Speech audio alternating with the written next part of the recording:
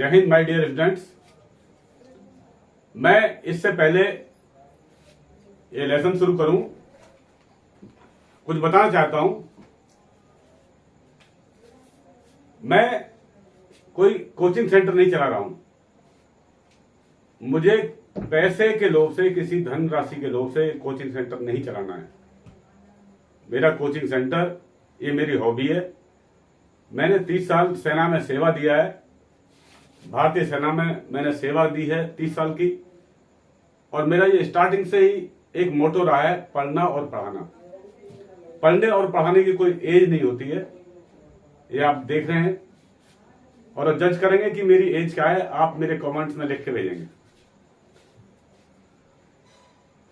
मेरे कोचिंग के अंदर 7th क्लास से लेकर 12th तक ज्योग्राफी, साइंस और मैथ के हल देखे जाते हैं, जिसका कोई भी फीस नहीं लिया जाता है। यानी मैं अपने कोचिंग सेंटर में फ्री ऑफ कॉस्ट पढ़ाता हूं। जैसा कि मैंने सेवा की है देश की, उसी तरह से मैं यहां पर सेवा कर रहा हूं। मेरे 2 चैनल हैं, आप देख रहे हैं। पहला यूनिक ब्रेन स्टडी और दूसरा गोस्वामी स्टडी कैरियर। इन चैनलों में मैंने अग्निवीरों के ऊपर तकरीबन 10 वीडियो बनाए और उनके जो आने वाले क्वेश्चंस हैं, लिखित परीक्षा में आने वाले जो सवाल हैं, जो प्रश्न हैं, उनको हल किया है और दिया हुआ है, दिखाया गया है। इसके अलावा देश के कुछ ऐसे बहादुर राजाओं, बहादुर सैनिकों, बलिदानियों ने जिन्होंने देश के ऊपर अपनी जान न्यौछावर कर दी और इतिहास ने उनको भुला दिया है। भारतीय इतिहास ने उनका कहीं भी जिक्र नहीं किया है, उसको मैंने अपने वीडियो में मेंशन किया है। और उनका परिचय था, जो इतिहास था, उसके बारे में अवगत कराया है। इसके बाद मेरे पास जो स्टूडेंट हैं 7th, 9th और 10th के हैं, तो उन्हीं के चैप्टरों को मैं एनसीईआरटी से लेकर रिवाइज करता रहता हूं। जब स्टूडेंट्स मेरे पास में 11th और 12th के आएंगे तो मैं उनकी क्लासेस चलाऊंगा। तो आप ये देखते हुए कि एक सैनिक जिसने कि 30 साल तक फौज में राइफल चलाई है, राइफल के साथ ही रहा है, और आज आप लोगों को एक यूट्यूबर के तौर पर आपको पढ़ाने की कोशिश कर रहा है, तो फिर उसके लिए आपका एक सब्सक्राइब, लाइक और शेयर तो बनता ही है। तो हम चलते हैं आज क्लास 10th के एक्सरसाइज 9.1 पर।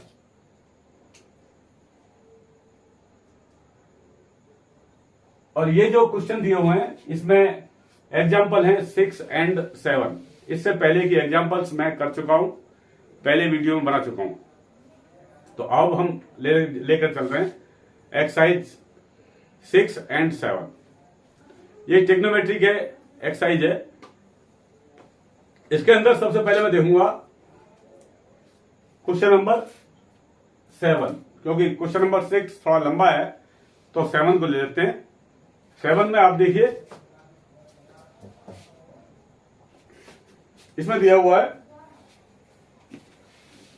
एक नदी के पुल के एक बिंदु के सम्मुख। ये नदी का पुल है, ये पुल है नदी का, और यहां से क्या हो रही है, ये नदी बह रही है। एक नदी के पुल के एक बिंदु के सम्मुख, बिंदु कौन सा है, ए है हमारा। यहां से जो ये नदी के किनारे, ये किनारे हैं आपके पुल के दोनों साइड में, इस पर एक कोण बनता है, यानी अवनमन कोण बनता है। और वो कितना है, 30 डिग्री और 45 डिग्री। कितने डिग्री का,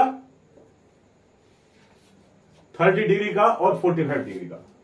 तो आप देखिए अवनमन कोण कहते हैं इसको, जो कि यहां पर जो आदमी देखा है उसका लाइन ऑफ साइट है, यानी जो रोड है उसका लाइन ऑफ साइट है, उससे जो नीचे को एंगल बन रहा है यहां पर सी पॉइंट पर, यानी जो दाहिने वाला किनारा है उसको जो टच कर रहा है वो एंगल बन रहा है कितने का,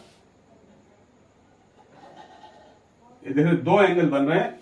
तो इसमें जो दाहिना वाला मैं मान लेता हूं ये 30 डिग्री का कौन सा है, एंगल ऑफ डिप्रेशन यानी अवनमन कोण, और ये बाएं वाला कितना है 45 डिग्री का, इतना दिया हुआ है। तो अब देखिए इसमें दिया क्या है, दिया है ए पॉइंट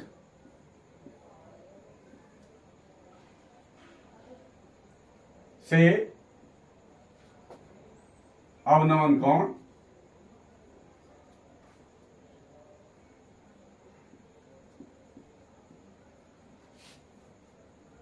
30 डिग्री व 45 डिग्री, यानी 2 अवनमन कोण बढ़ रहे हैं। इसके बाद दिया हुआ है कि इस पॉइंट से जो इन पुल का जो एंड है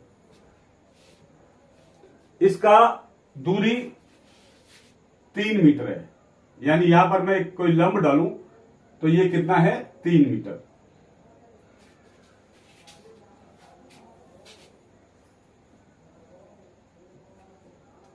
यानी पुल किनारों से कितना है 3 मीटर ऊंचा है।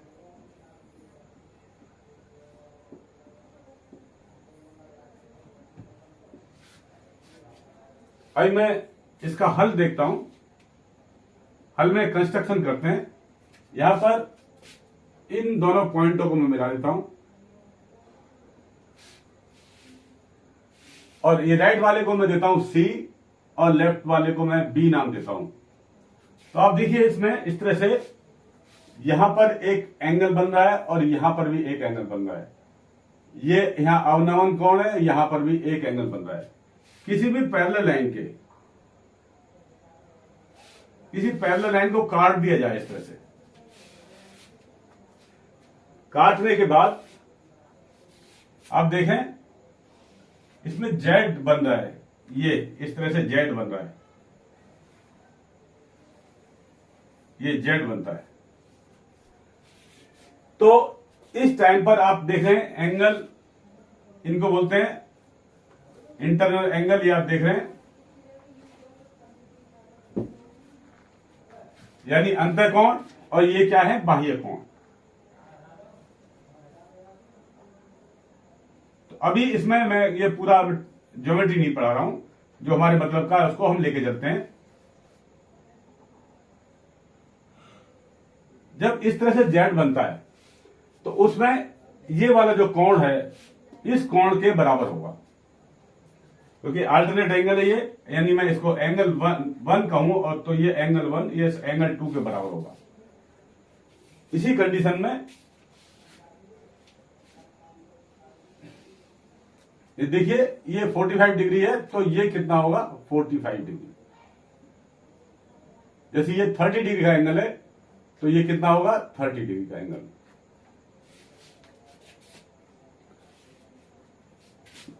तो हम देखते हैं हमारे पास में 2 त्रिभुज बन गए, जैसा कि इधर देखिए आप, ए यहां जहां ये पॉइंट मिलता है अभिलंब मिलता है, इसको मैं डी लिख देता हूं। तो अभी देखें, यानी एक ट्रायंगल बन गया हमारा ए बी डी, और दूसरा ट्रायंगल हमारा क्या बना है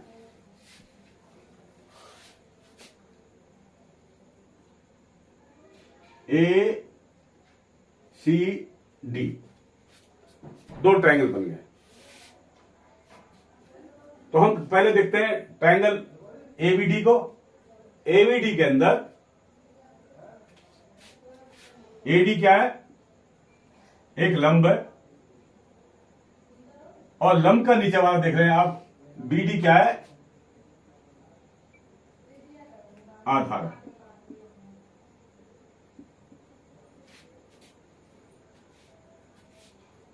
और ए बी आप जानती हैं जो बची हुई भुजा है, क्योंकि यहां पर ये समकोण त्रिभुज है, यानी राइट एंगल ट्राइंगल है, ये राइट एंगल ट्राइंगल है दोनों, यानी ये समकोण त्रिभुज है, तो इसके सामने वाली भुजा क्या होगी? कर्ण होगी। इस तरह से इस त्रिभुज में इसके सामने वाली भुजा क्या होगी? कर्ण होगी। तो हम एक एक करके देखते हैं इसमें, यानी ट्राइंगल ए बी डी में, ट्राइंगल ए बी डी में हमको मालूम करना है ये वाला नीचे वाला। तो हमारे पास लंब दिया हुआ है ए बी डी में, तो टेन थीटा की वैल्यू क्या होती है? लंब बटे आधार। और टेन थीटा की जगह पर यहां पर कितना है? 45, यानी टेन 45 बराबर कितना होगा? लंब कितना है आपका? 3, और आधार कितना है आपका? आधार पता नहीं हमको क्या है, बी डी। तो टेन 45 की वैल्यू क्या होती है? टेन 45 की होती है 1 बराबर होगा 3/BD। तो देखिए इसको मैं 1/1 कर लूं, कोई परेशानी नहीं है। इसको क्रॉस मल्टीप्लाई कीजिए आप। इस कंडीशन में बीडी का इसमें किया तो क्या आ गया? बीडी बराबर होगा 3। तो ये कितना आ गया? 3 मीटर।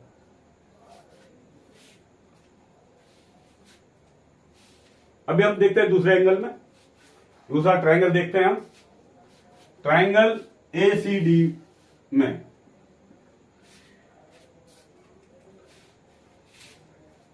एडी दोनों में कॉमन है, एडी दिया हुआ है 3 मीटर,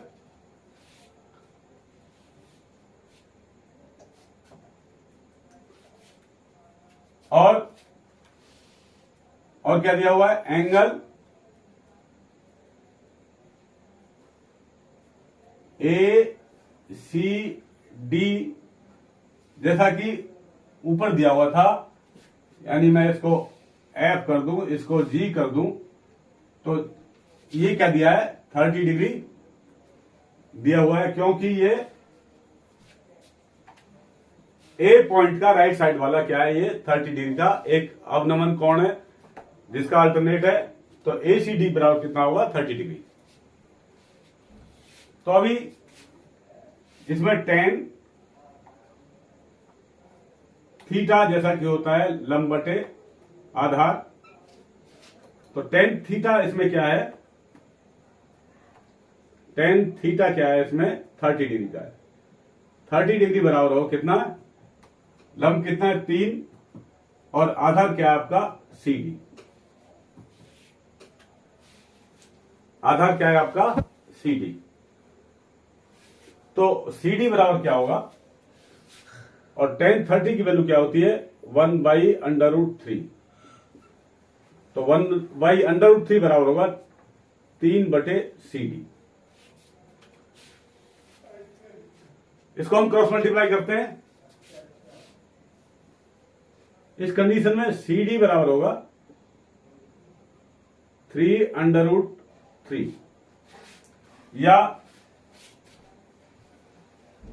इसको √3 × 3 लिख सकते हैं। तो ये क्या हो गया? 3/√3 मान लो, चलो इतना ये ठीक है। तो अभी देखिए आप, अभी क्या चाहिए हमको? ये दूरी और ये दूरी, तो ये कितनी आ गई आपकी? 3/√3।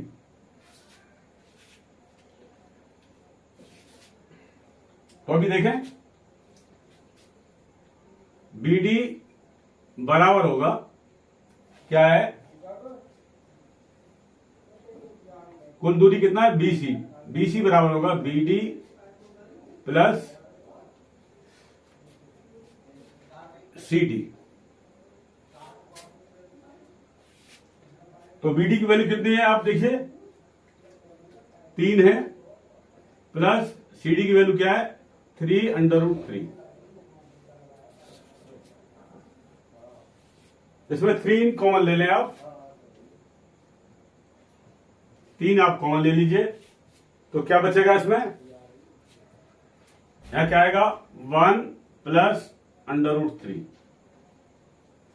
तो ये आ गया आपका दूरी कितना BC का।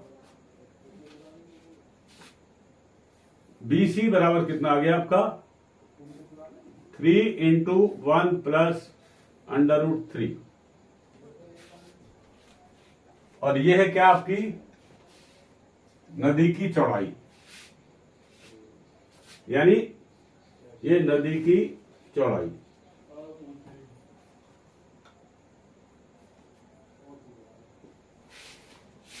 ये आपका आंसर है।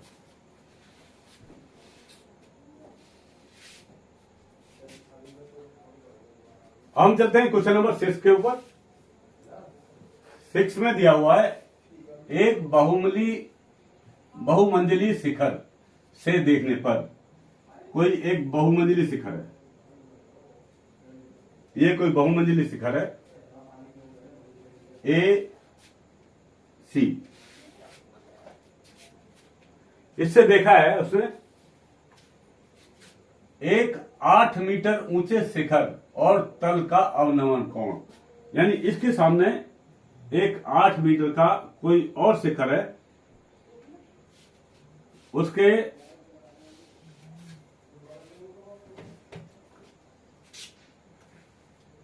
शिखर और तल का अवनमन कोण 30 डिग्री और 45 डिग्री है। यानी पहले क्या दिया हुआ इसमें शिखर का, नजदीक लेता हूं, थोड़ा स्केल छोटा है मेरा।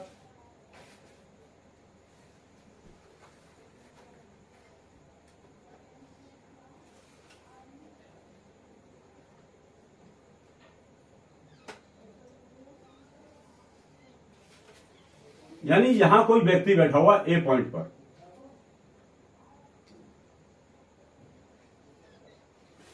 A पॉइंट पर कोई व्यक्ति बैठा हुआ है, उसकी ये आंख है, ये आंख है, यहां से देख रहा है वो। और आंख के सामने का जो, आंख के जो सामने सीधा जा रहा है उसका, आंखें जा रही हैं, उसको हम कहते हैं line of site, line of site यानी दृष्टि रेखा।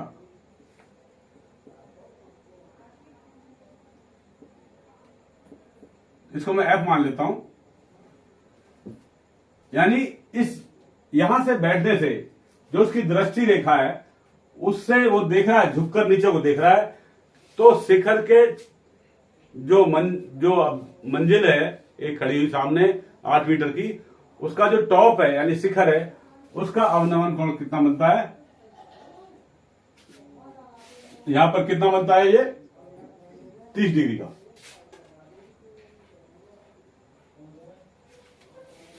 उसके बाद वो कहां देखता है, तल को देखता है, तल पे कितना बनता है 45 डिग्री का।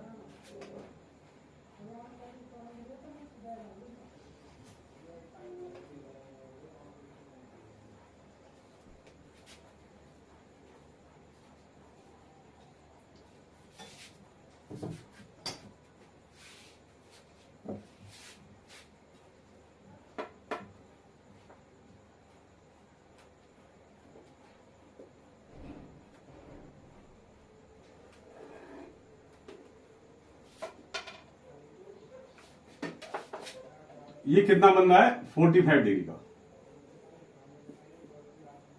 यानी दृष्टि रेखा से यदि तल को देखता है तो कितना एंगल बनता है इसका 45 डिग्री का। ये दिया हुआ है। यानी कोई बहुमंजिला इमारत है, उसके टॉप से देखता है बैठकर, तो उसके सामने एक मंजिल है और उसका कितना हाइट है 8 मीटर। कितनी है 8 मीटर। तो ये 8 मीटर को जब वो देखता है तो यदि इस शिखर को देखता है, 8 मीटर के शिखर को देखता है, तो लाइन ऑफ साइट से यहां पर एंगल शिखर को देखने का बनता है 30 डिग्री का, और बॉटम को देखता है यानी तल को देखता है तो ये एंगल बनता है 45 डिग्री का। तो हम देखते हैं अभी वो आज क्या कह रहा है, बहुमंजिल भवन की ऊंचाई व दोनों भवनों के बीच की दूरी ज्ञात करो।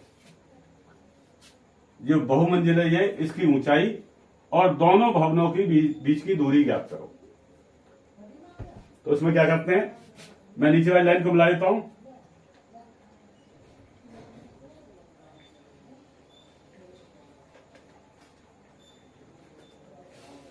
और इसका नाम देता हूं मैं यहां पर डी और यहां ई। अभी देखिए इसके पैरेलल, डीसी के पैरेलल मैं ई से कोई लाइन मारता हूं।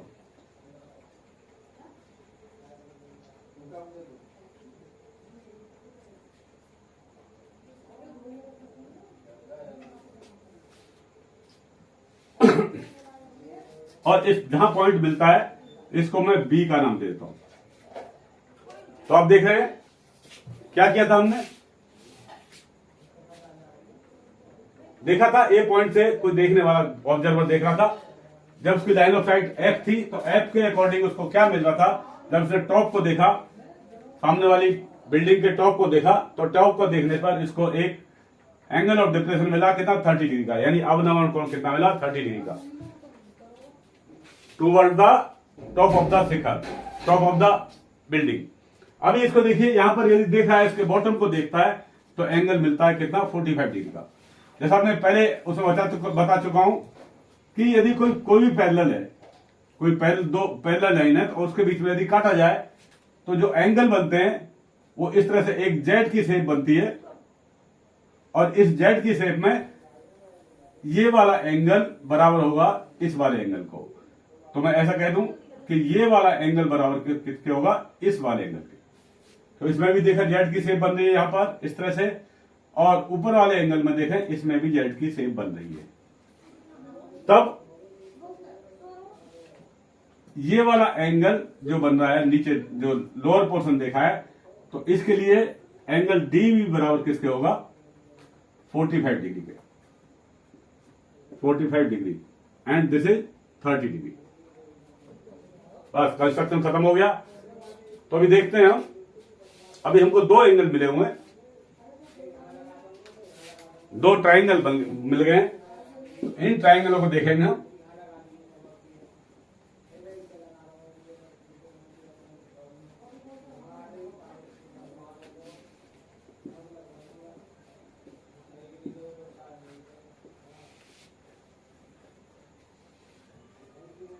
तो अभी हमें मालूम करना है, क्या मालूम करना है, ये वाला ए और सी जो भवन है इसकी ऊंचाई कितनी है और दोनों भवनों के बीच की दूरी कितनी है, ये मालूम करनी है। तो इसमें क्या दिया हुआ है, दिया है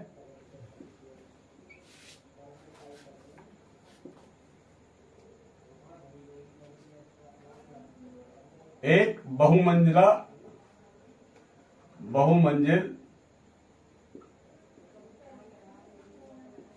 भवन है,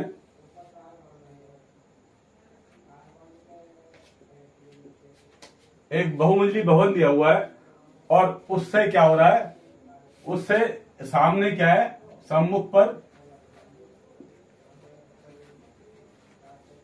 एक और मंजिली भवन है,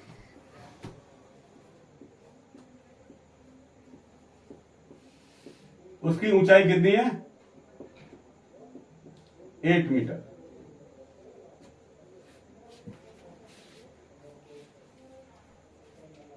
और बहुमंजिली भवन से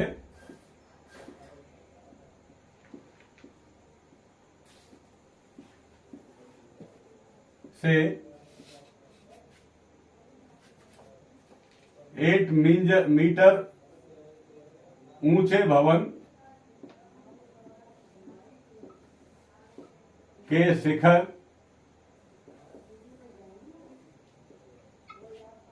पर 30 डिग्री अवनमन कोण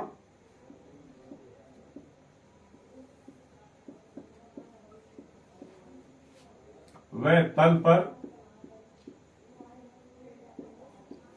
45 डिग्री अवनमन कोण बनता है।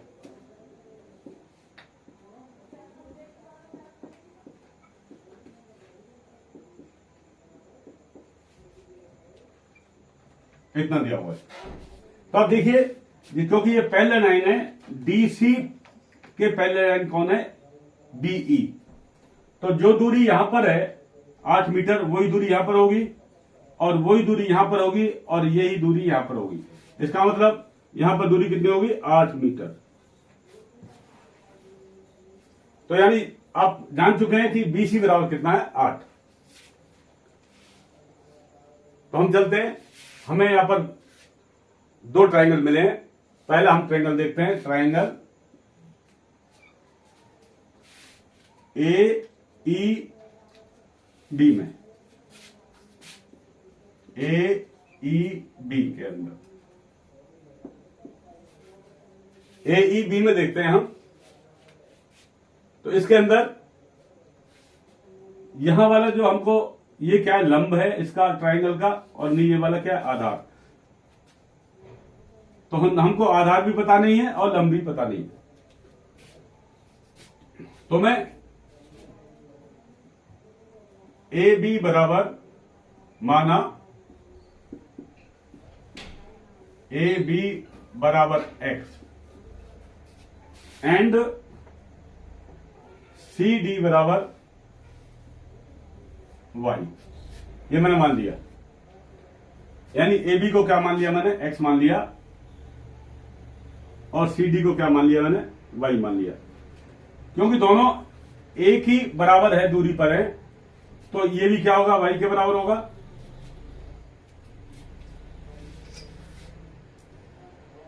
इसमें आप देखें, इस कंडीशन में यहां पर क्या है, हमको मालूम पड़ गया है, लंब मालूम पड़ा और वाई मालूम, ये वाई मालूम पड़ गया, एक्स मालूम पड़ा और वाई हमने मालूम कर लिया है। और इसको हमने क्या करते हैं, कर लिया नहीं, बल्कि ये क्या हमने माना है, एक्स एंड वाई। तो इस कंडीशन में टेन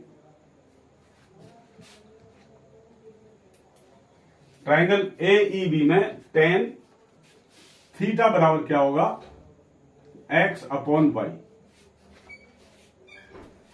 क्या होगा, एक्स अपॉन वाई। और थीटा की वैल्यू क्या है इसमें, 30 डिग्री। तो टेन 30 बराबर होगा एक्स अपॉन वाई। और 30 की वैल्यू कितनी होती है, टेन 30 की वैल्यू कितनी होती है, 1/√3। 1/√3 बराबर क्या है, x upon y. Cross multiply करें आप, तो y बराबर हुआ √3x। तो y बराबर क्या आ गया हमारा, √3x। अभी हम देखते हैं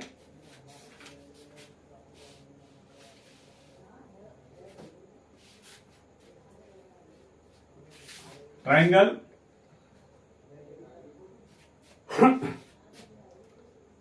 ए सी डी में, यानी ए डी सी में, ए डी सी में, ट्राइंगल ए डी सी में देखते हैं हम। तो सेम उसी तरह से टेन थीटा बराबर क्या है, यहां क्या है, ये एक्स है और 8 है, यानी ये पूरा क्या हो गया, लंब हो गया और ये आधार हो गया। यानी क्या है, एक्स प्लस 8 अपॉन वाई, यानी लंब बटे आधार। इसकी वैल्यू रख के देखते हैं हम। tan 45 बराबर क्या होता है, tan थीटा बराबर क्या होता है, tan यहां पर क्या है, tan 45। tan 45 डिग्री, और tan 45 डिग्री बराबर कितना होता है, 1। तो 1 बराबर क्या हुआ, x plus 8 upon y. Cross multiply करें, इस कंडीशन में क्या आया हमारा, आप देख रहे हैं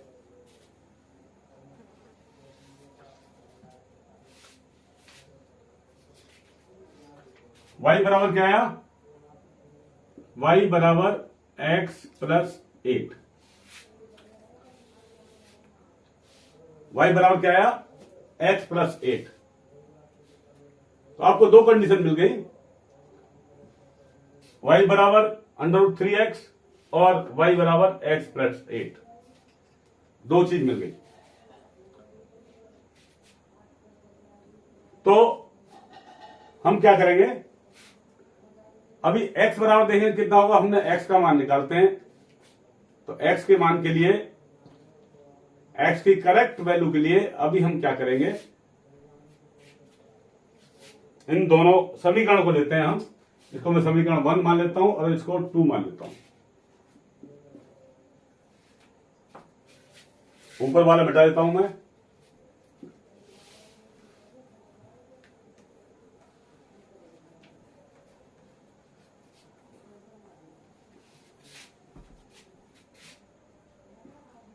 समीकरण 1 और समीकरण 2 से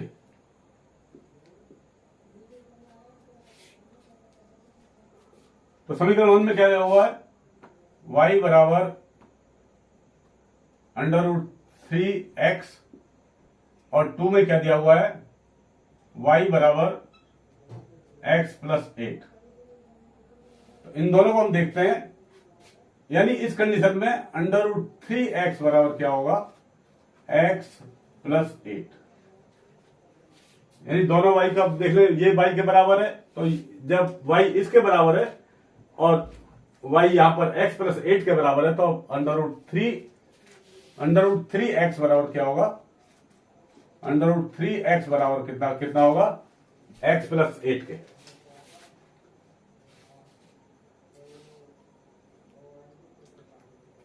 तो अभी इसमें आप देखिए,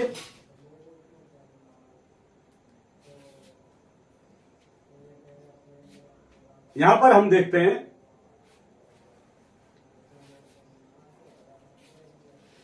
√3x और इसको x में इधर ले लूं तो यहां क्या बच जाएगा, यानी प्लस का है तो ये माइनस में हो गया, यहां क्या बच गया, 8। √3x माइनस x बराबर क्या बच गया। तो अभी हम देखते हैं यहां पर x बराबर क्या होगा,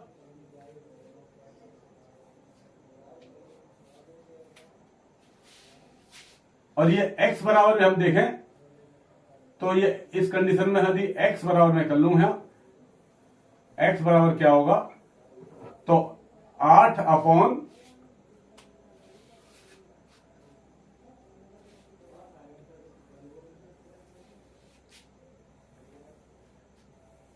8 अपॉन क्या आएगा, इससे पहले हम इसमें कॉमन ले लेते हैं।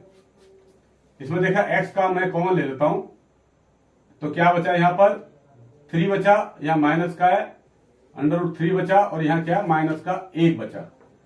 तो कॉमन लेकर यहां पर अभी ये बराबर क्या हो गया, 8 के, यानी यहां में क्या कॉमन ले लिया, x दोनों में है, x कॉमन ले लिया तो √3 बच गया और यहां पर क्या बचा, -1। तो इस कंडीशन में x बराबर क्या होगा, 8, यहां पर ये क्या है, इनटू में है, तो ये कितना आ जाएगा, √3, ये नीचे आ जाएगा, यानी भाग में आ जाएगा। तो अभी आप देखें, अभी मिल गया आपको x बराबर 8 अपॉन √3 माइनस x। इसमें हम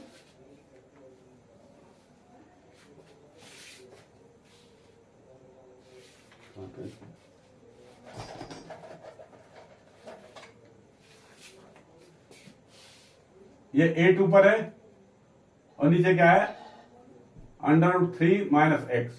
इसके अंदर हम किसी राशि का अंश में या हर में, अंश और हर में, यानी न्यूमिनेटर और डिनोमिनेटर में एक ही राशि का गुणा कर दें तो कोई फर्क नहीं पड़ता है।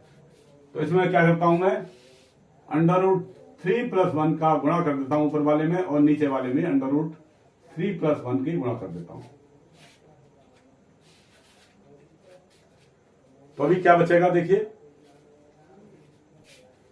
इसका इसमें गुणा करेंगे तो क्या आएगा, 3 आएगा, इसका इसमें करेंगे तो क्या आएगा, 1 आएगा माइनस का, एक का एक में करेंगे तो माइनस एक का है तो -1 आएगा, और ऊपर क्या आएगा, 8 आ गया, और ये सेम रह गया √3 + 1,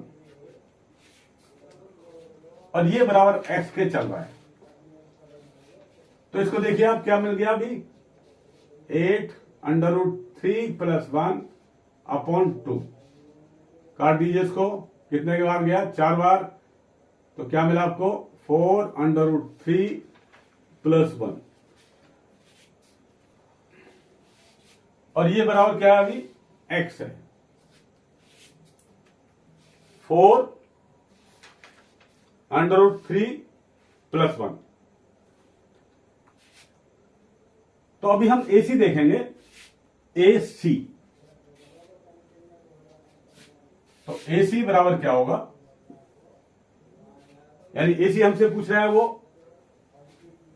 तो AC बराबर क्या होगा,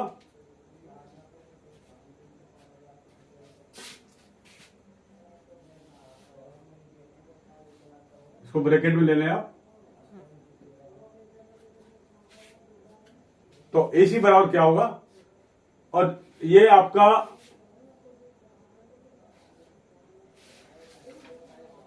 हाँ,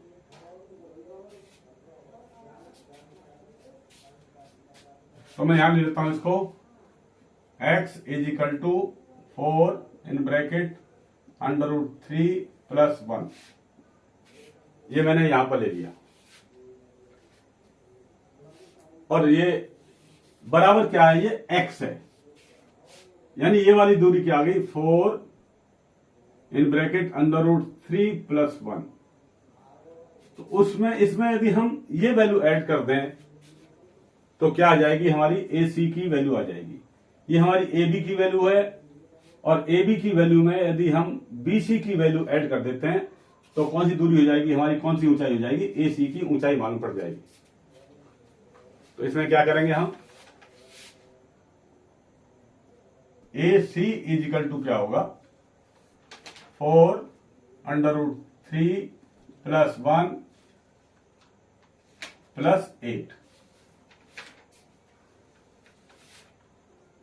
√3 4 √3 + 1 + 8 हमने इसमें जोड़ दिया, तो अभी क्या आएगा आपका, देखें, तो खोलता हूं मैं, खोलने के बाद यहां पर क्या आया, 4 √3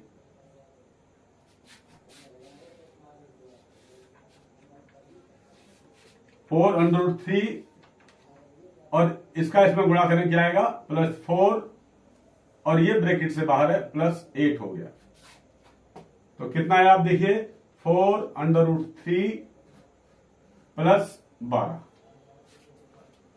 4 √3 + 12,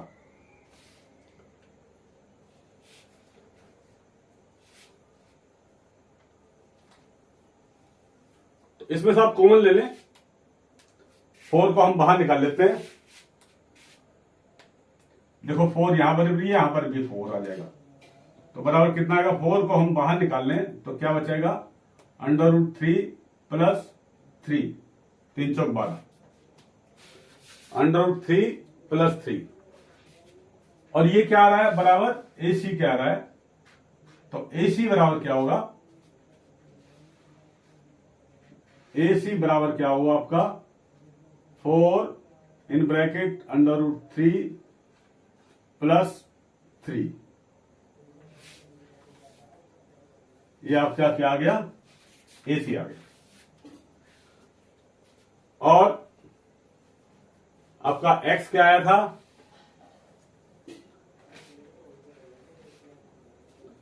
x बराबर क्या आया था आपका,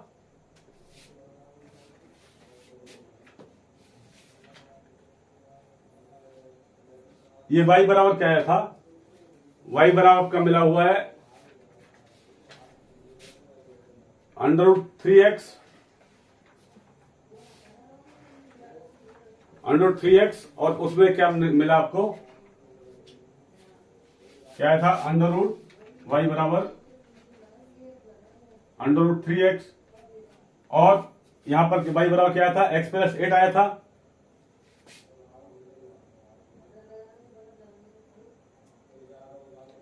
जिसके बाद हमने निकाला था, क्या आया था हमारा, y बराबर,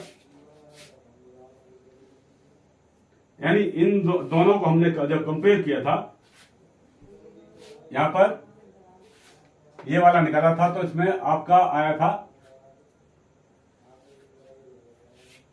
ये 3x को हमने क्या कर दिया,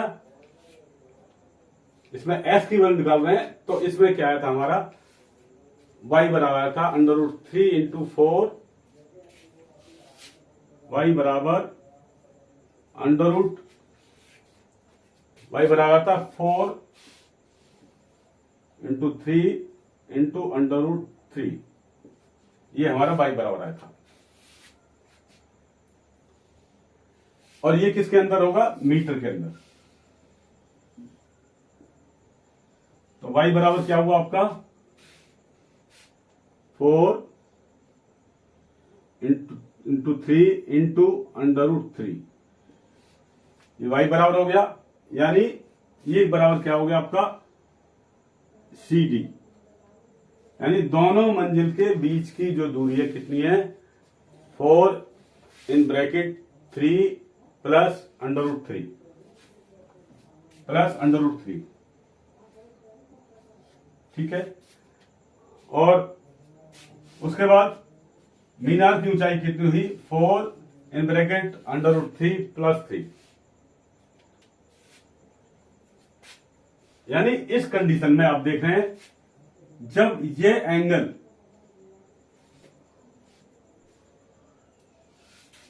ये वाला एंगल 45 डिग्री का है और ये एंगल कितना है, 90 डिग्री का। जब ये एंगल 90 का है, ये 45 का है, तो ये भी कितना होगा, 45 डिग्री का होगा। यानी AC भुजा वर्ग किसकी होगी, CD के बराबर होगी। यानी तीनों एंगल का जोड़ कितना होता है, 180 डिग्री। यानी जब ये 90 डिग्री है, राइट एंगल है, और ये 45 डिग्री है, तो इसके सामने वाला भी क्या होगा, 45 डिग्री का होगा, और दोनों भुजाएं क्या होंगी, आपस में बराबर होंगी। तो बहुत ही आसान है ये। इसके अंदर आप देखिए,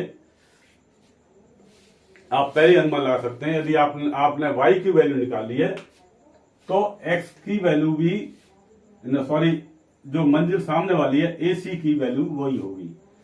y की जो वैल्यू निकाली है वही वैल्यू x + 8 की होगी, क्योंकि तीन एंगल का जोड़ कितना होता है, सम कितना होता है, 180 डिग्री। 180 डिग्री 180 डिग्री में 90 डिग्री तो आपका ऑलरेडी है, क्योंकि because that is a right angle triangle, ठीक है। बचा 90 डिग्री, और 90 डिग्री में एक एंगल आपका 45 डिग्री का है, तो दूसरा भी 45 डिग्री का होगा। जब दोनों एंगल बराबर हैं, तो इनके आमने सामने की भुजाएं क्या होंगी, बराबर होंगी।